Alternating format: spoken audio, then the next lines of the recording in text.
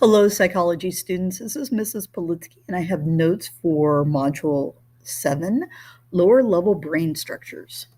And we're going to start with the brainstem. This is the oldest part of the central core of the brain.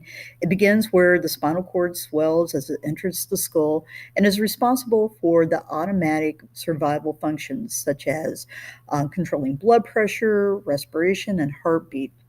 The thing that's kind of interesting about the brainstem is, regardless if we're talking about humans or if we're talking about other mammals, we all have a brainstem, and it, for the most part, is kind of made up of the same parts. Along with that, we have the medulla. This is located at the base of the brainstem. It controls the basic life support functions like the heartbeat and breathing. Damage to this region would result in death. The reticular formation, also a part of the brainstem, is a nerve network in the brainstem that plays an important role in controlling wakefulness and arousal. If we have damage to this, we'll be in a coma. The thalamus. The thalamus is the brain's sensory switchboard. It's kind of like the control center, if you want to call it that. It's located on the top of the brainstem, and it directs all messages from the sensory receiving areas in the cortex.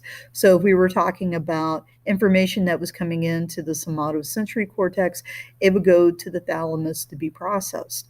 Or for the motor cortex, again, it would go to the thalamus to be processed. The cerebellum.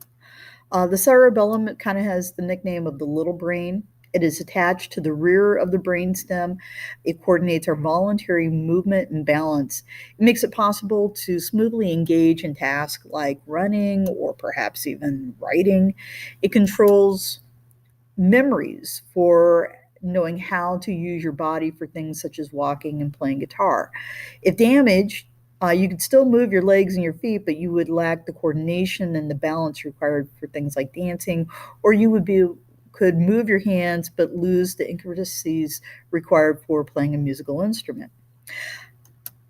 The limbic system. The limbic system is a ring of structures that border the brainstem and the cerebral cortex. It regulates important functions such as memory, fear, aggression, hunger, and thirst. It includes the hypothalamus, the hippocampus, and the amygdala. So we're going to start with the hypothalamus. This is a neurostructure lying below the thalamus, and it helps regulates many of the body's maintenance activities, such as eating, drinking, and body temperature. It's also linked to emotion, such as things like fright or flight or flight. So this idea that, if you get scared, will you stand and fight or will you run away when you're faced with, like, well, maybe not necessarily fear, but stress. Along with the hypothalamus, we have the hippocampus. It is the neurocenter located in the limbic system that wraps around the back of the thalamus. It helps process new memories for long-term or permanent storage. The best way to explain it is the hippocampus processes memories. It condenses all this stuff that we want to take in and being able to retrieve at a later date. If we have a memory that we can recall from maybe years ago, it's because it has been processed by the hippocampus. There are things that we take in on a daily basis that never make it to our permanent memory, and that's because it does not get processed by the hippocampus.